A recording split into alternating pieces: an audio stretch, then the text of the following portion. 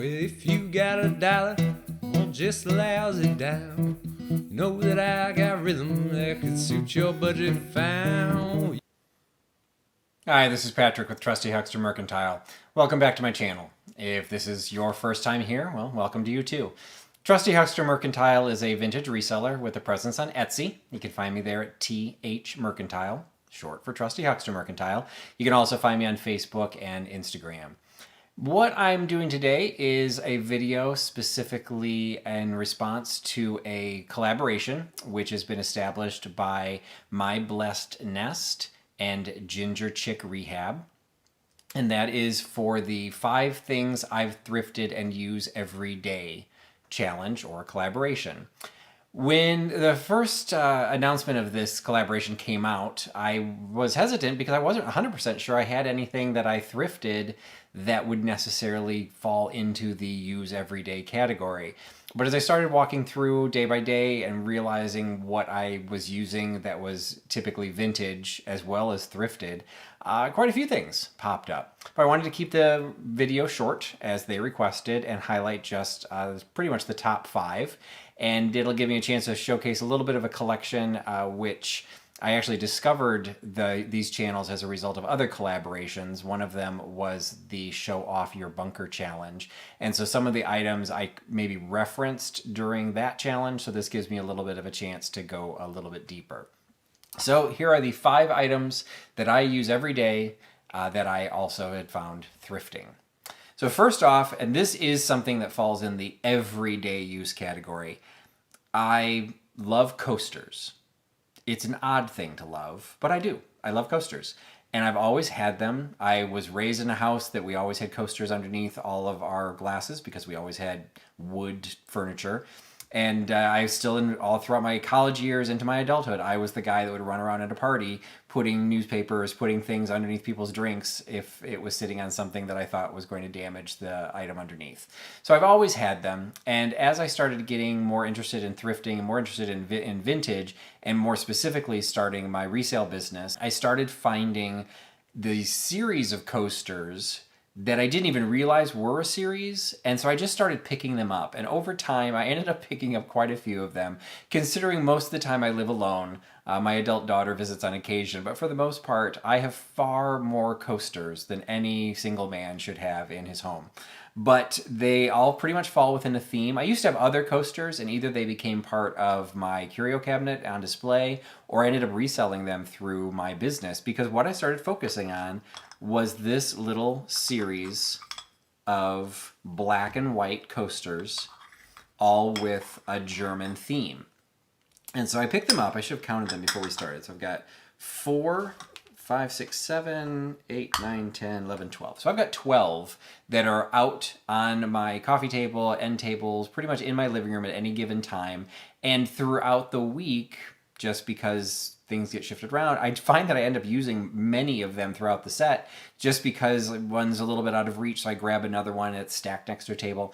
And so I kind of mix and match. But what I ended up doing was pulling them together for the video because over time, because of just like the nature of thrifting, I wasn't finding any of these in collections or sets. I was usually finding them in 1s and 2s. And what it turned out was I was inadvertently collecting true sets. And so one of them is this series of coasters here. It is from Furstenberg Porcelain. And it says right on here at the top, Frankenthal Falz. And then this happens to give in German the name of the church. This also has the Frankenthal Falz at the top. And then this is the cloisters. This one is something Tor. Tor is German for gate. This is another Tor. It's another gate. And then this one is... it's a map. I don't know German, my daughter does, but we have an affinity for German in this household. These, as it turned out, as I was picking them up, the fact that they were all from this Frankenthal Falz, that is actually a series. And so when Furstenberg China first created these, they actually would have made a boxed set, a very nice presentation box, that would have had 6 of these styles in there. I have 5. all just from picking these up around. I'm a traveling salesman by day, and I cover a 9-state territory. So some of these came from Nebraska, Kansas, South Dakota. They came from all over the place. And so I thought it was funny that slowly but surely I'm recreating one of the sets that they sold as a set of 6. So I'm still missing one of the Frankenthaler faults. And then, interestingly, I started another set because this is also Furstenberg China, but this is Pine.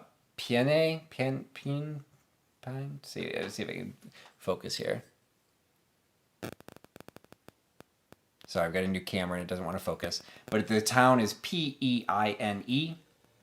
And this is a much more modern building that's in this one. But this also, because it has the city name, doing a little bit of research, I discovered that that's what Furstenberg did. So they created these for specific cities, whether they were requested by, as a fundraiser. That piece I haven't quite figured out. So I can start another full set of 6, going off of this one. But then a lot of them are traditional, just souvenir pieces. So this one is from Aachen, Germany, and this happens to be the only one that I have by the brand Lindner. So Lindner Kleps Bavaria. So that one is a labeled porcelain maker.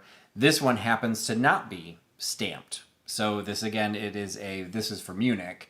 So this is another souvenir piece. So these are not particularly rare.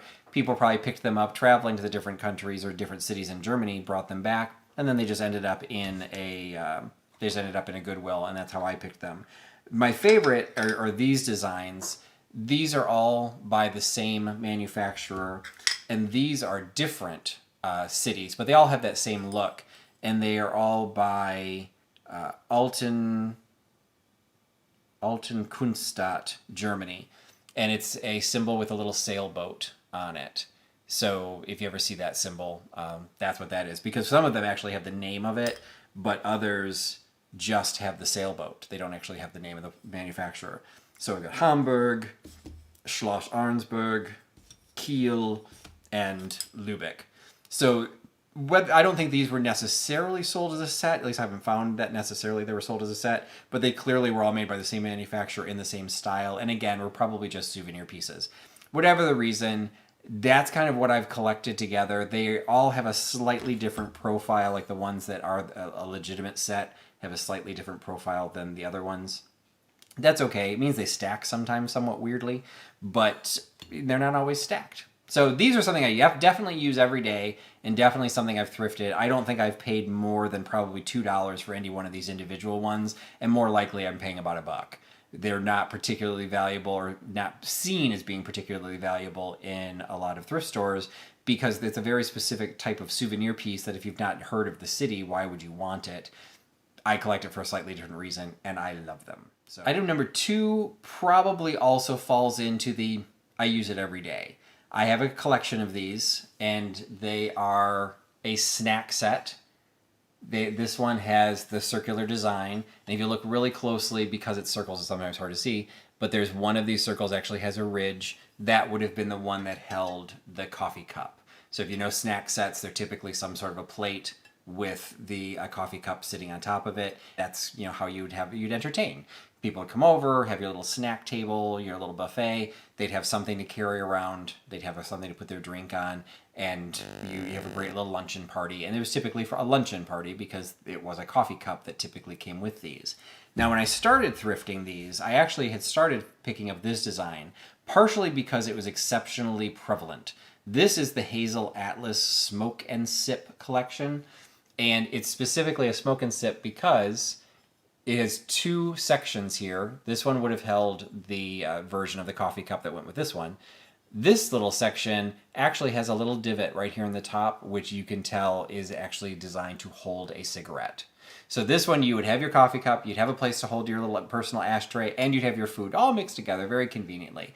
I liked these a lot because they're square, they stack up really nicely, but the usable place for food is a little bit smaller because there's a very severe ridge that separated, obviously out of necessity, separated your ashtray from your ashes from falling into your food. So from a functional standpoint, it wasn't the best collection, but I really liked the looks of it. until I found these, and I loved the look of these. So I started collecting these, and I still have the Hazel Atlas. I just don't really use them all that much. This is what I use probably almost every day. If I make toast in the morning, I put my toast on there when I go eat. If I make sandwiches, anything small, I don't necessarily use the little drink holder part of it. I don't even have the cups, but it's just a really nice sturdy piece that I use instead of paper plates, because I put these in the dishwasher. Several people may have just passed out, but yes, I do put these in the dishwasher because these are older. Actually, this is probably the oldest of the sets, but regardless, these went in the dishwasher too. The nice thing about collecting clear glass like this, there's really not much you can do. They go top shelf, so they're not super close to the heating element, but they hold up to everything. I really like them. They're a little bit more environmentally friendly without using paper plates, and I think they're cool. So that would be item number 2, items I've thrifted that I use every day. Coming in as a close third, and probably still something that technically I use every day, is this collection of Fire King BC bowls. This is something I remember from my childhood having them. I was a child of the 70s, and I had always been told, and I really have yet to be able to recreate this, so if anyone knows differently, I'd love to hear. I was told that this style, it is marked Fire King right on the bottom, that this was something that you were able to pick up through, I believe it was gas stations. Now, if you fast forward 10 to 15 years, Arby's put out some glass versions, and they had glasses with the little divots. I have those too. I also have a large serving bowl that goes with this. When I make popcorn, I put the popcorn in the big bowl, and then these are for the party popcorn, individual bowls. That I don't use every day, so I didn't pull that out. But these get used probably, again, I have a full set of these. These get used on probably almost an everyday basis because, again, it's something for snacks. So if we're, making a bowl of Gorp, good old-fashioned raisins and peanuts with some chocolate chips thrown in, because that makes it better. This is just a nice little small snack size. I've got one of these sitting in my pantry, and it holds all the little sauce packets and stuff that we get from the Chinese delivery and, Taco Bell type things. They sit upright in this, and it just keeps them together.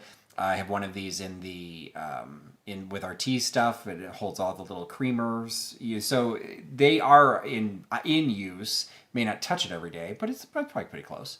So the BC Fire King bowls, definitely the third item that I thrifted. And I had them, like I said, I remember them from my childhood, but I've had to recollect them over my adulthood. And same thing, find them in the thrift stores. Sometimes antique stores will have them, and they'll be a little bit pricier, but you can usually find them in a Goodwill for usually about $1, maybe $2, because they are vintage Fire King, and some people are recognizing that. But even at an antique store, these typically don't go for more than $3 to $5, $3 to $5.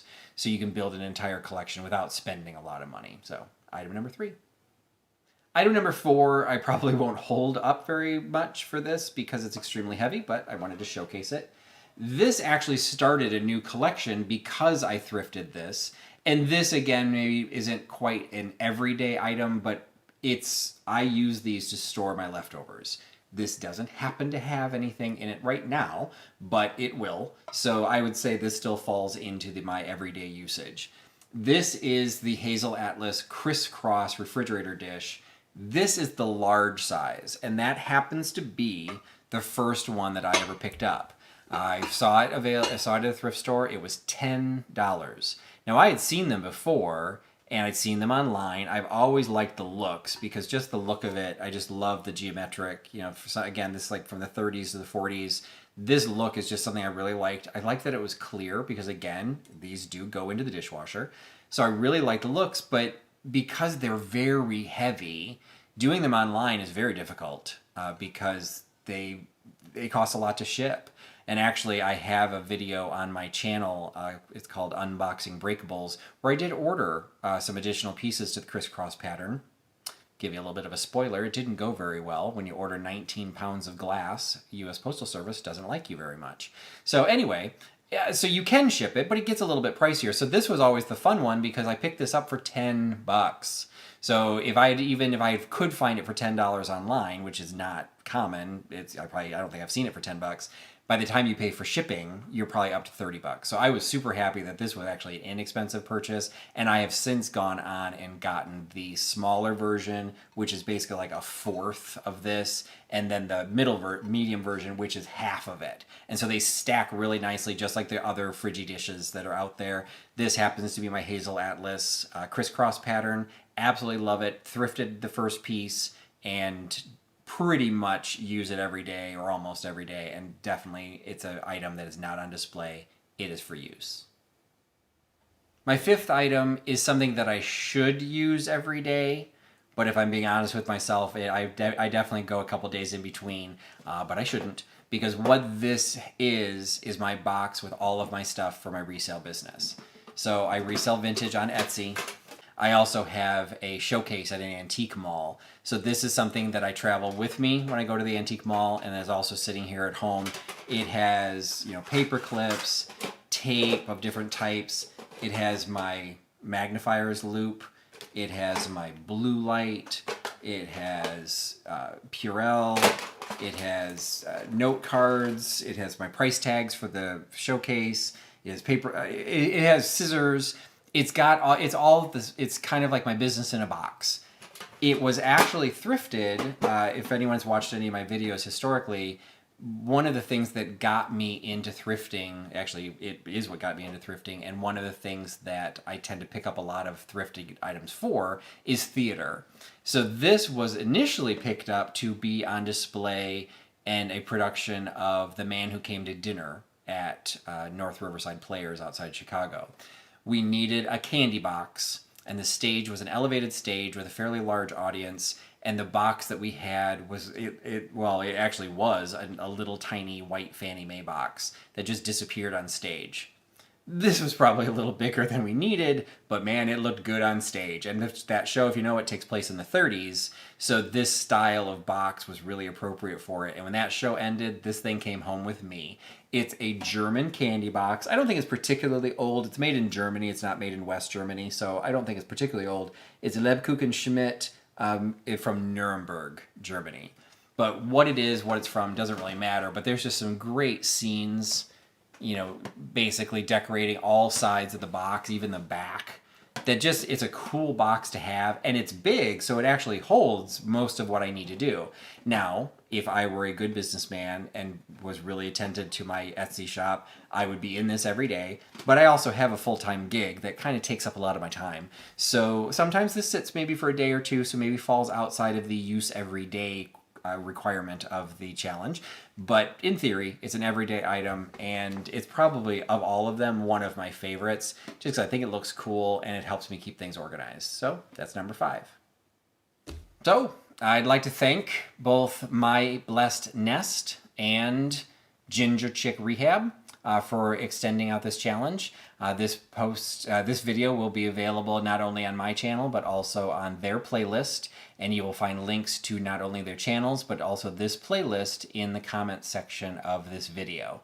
I hope you enjoyed it, and I hope you enjoy looking at all of the other videos that'll be posted as under this playlist. These collaborations are really interesting, particularly when they start getting into the personal stuff, but not too personal. When you start getting to see what people's collections look like and how they live with some of the items that they've thrifted, or in my case, the vintage items that I've thrifted. It makes it really interesting to get a little bit more of a look behind the scenes of, how people live day to day. And, hopefully helps you find some additional channels that you want to spend some time with doing a deep dive into their back collection. So if this is the first time to my channel, I hope you do check out some of my other videos, and check me out on Facebook and Instagram, and hop over to my Etsy store if you're interested in picking up a few great pieces of vintage. So thanks again to My Blessed Nest and to GingerChickRehabs. This is Patrick with Trusty Huckster Mercantile, thanking you for your time, and thank you for putting your trust into Trusty Huckster. Goodbye. Sure was nice to know you. Oh, maybe I'll catch you on the New York train. Or maybe I'll never see your face again.